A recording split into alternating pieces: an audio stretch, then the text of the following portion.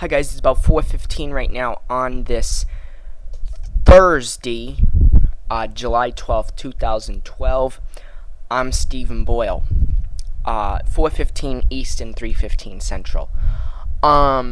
So we're gonna talk about the forecast for the upcoming 2012-2013 winter season. And again, before we begin, I do want to put out something. This is very, very preliminary still. I mean, my first one was preliminary. This one is a little less preliminary, but it's still far out. So essentially, this definitely could change. But at this particular moment in time, what it looks like is going on here is that we do have a weak El Nino that's looking like it's setting out across the equatorial Pacific, okay, which is down off the coast of Peru in South America. What that essentially means is that those waters are a little bit warmer.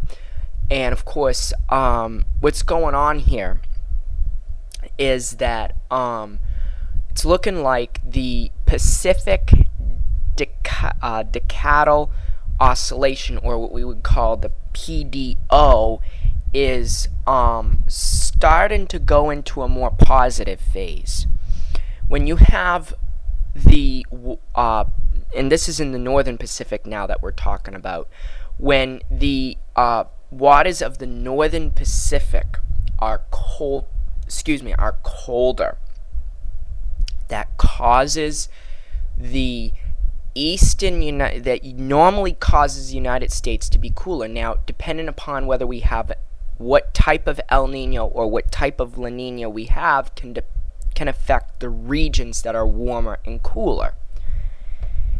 In this particular case, it looks like if we were to get the cold water setting out up into the northern portions of the Pacific, which would be off the coast of Alaska, and then of course the weak El Nino setting out in the equatorial Pacific, what that would cause is this sort of effect on our weather pattern.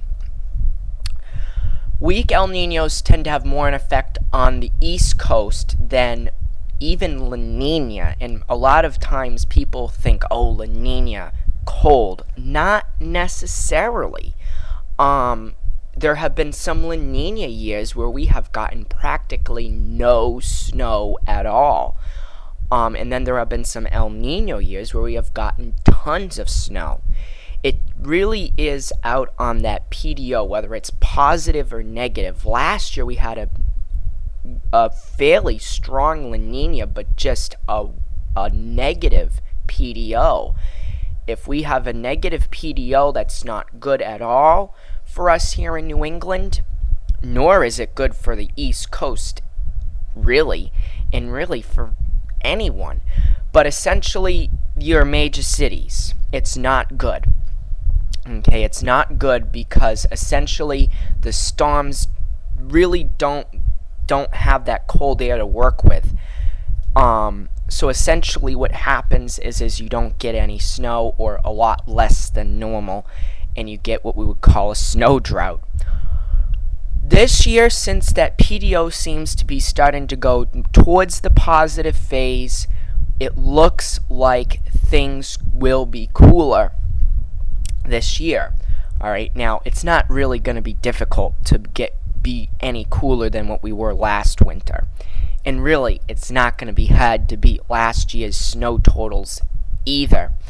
So essentially, this is what it's looking like at this particular time. And again, things will change, alright? And I'm trying to enforce my confidence level about this is fairly low. Okay, may seem like it's fairly high, but it's not. I'm trying to give you the information here, but it's still very difficult. So essentially, here is what's going on.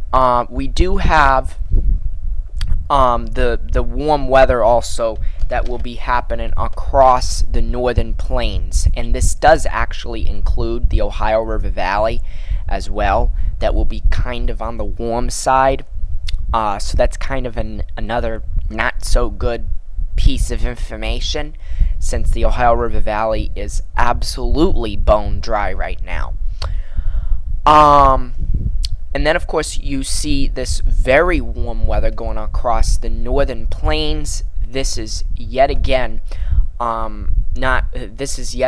very warm weather, and of course, different than last year, because these regions through the Minnesota did see some pretty interesting snows last year. The Minnesota and particularly the West saw the greatest amounts of snow, with, barely anything, in the East, as we all know already. But that's what's going on here when it comes in terms of my temperature outlook. Essentially, the temperatures will be below average, essentially 1 to 2 degrees below average, and that's for a 3-month period. So for a 3-month period, so essentially we will have a lot of very cold days, and these areas will have very warm days. I would generally say, down into the southeast, expect a lot of 40-degree days, if this were to happen.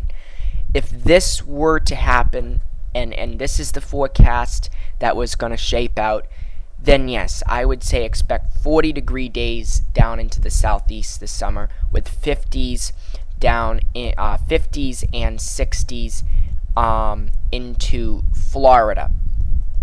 That's 50s and 60s. Fairly cold. Okay. Then you have up here into the northeast, expect a lot of 20s. Generally, that's cooler than average. Overall, and at times we could even see some teens around. It could get pretty chilly here. Alright, so that's what it looks like when it comes in terms of temperature here. Now, we want to get to the part where everyone is waiting for. Everyone seems to really look a lot at the precipitation map more than what they do the temperature map. Well, here is what's going on. And let me say this out right now.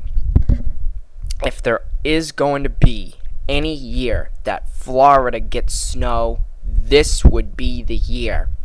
Okay? This would be one of those years where Florida could have a higher chance than normal of seeing snow. However, there's still a lot to figure out. There's just so much to figure out before we can get to that particular point and say, hey, Florida has a chance.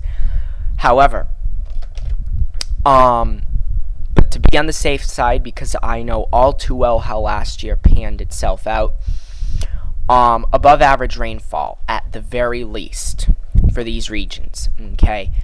With El Niños, you typically see very rainy conditions in the south, and cooler conditions as well.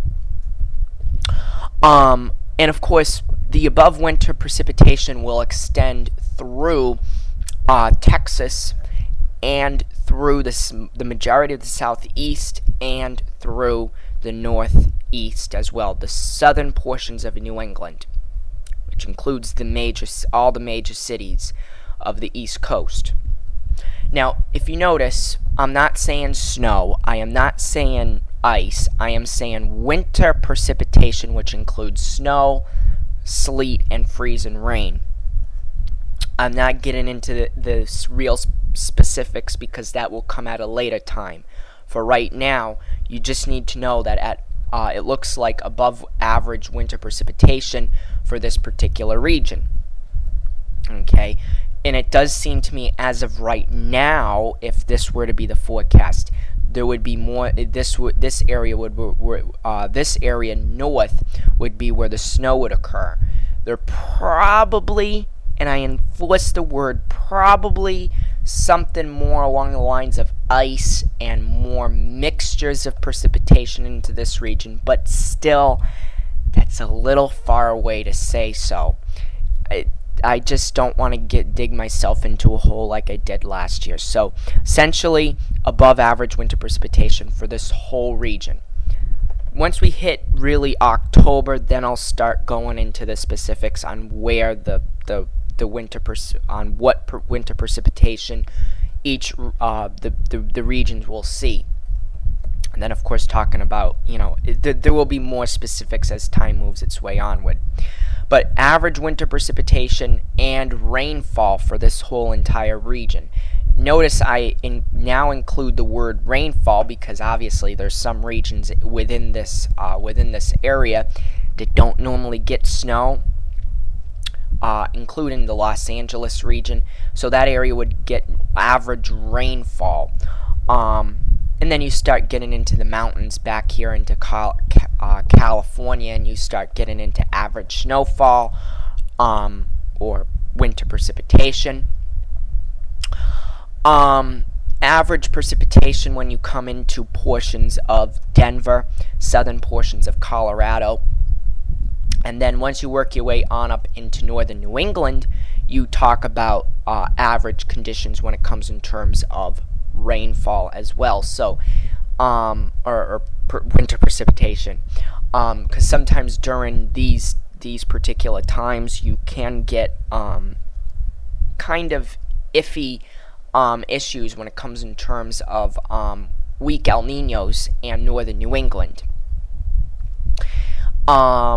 because it does seem like northern New England is a little bit more influenced on La Nina than they are really on PDO and weak El Niños. Last year, northern New England did receive some pretty interesting amounts of snow. Not necessarily northern Maine, but really once you worked your way in through northern Vermont and particularly northern New York, some pretty interesting amounts of snow. But again, it's really iffy. Again, it's so difficult to be so precise this early. Then you have this big, large swath of below average conditions, slightly below average precipitation, and rainfall, and this is again in areas that really do need the rain. I think the drought situation in the Ohio River Valley and portions of the Midwest is going to get worse. It's just doesn't seem like it's going to get any better. Unfortunately, the way how everything is shaping up at this particular time seems like things will get pretty nasty out into this portion of the country and also into the Midwest. This region of the Midwest will be pretty below average, which includes Minnesota and portions of North Dakota. So we are going to have to watch out for that particular region, and then below average conditions for the Northwest, including Idaho and also Oregon, where the Cascades will be well below average for precipitation. So we'll have to see how things really shape out, but at this time, this is what it's looking like. In about a month, I'll update my I'll update this forecast here and give you new information. But as we get on in time, I will put in more details, and I will put in more information. But right now, it's just too far off to put in so much information when I definitely don't even feel that this is going to even play out. But I want to put it out there because I want you to know what's being said at this particular time. Because, again, it could be right, but it's just more so that you can understand and see what, at least right now, it looks to me as if it's the trend. Alright, so that's what's going on across the country for this upcoming winter at this time. I hope you all have a great Thursday. I'll be back a little bit later on posting I will post my other video that I normally do, my normal forecast, but for right now, that's what's going on across the country, and I hope you all have a great day. I'll catch you later on. Take care.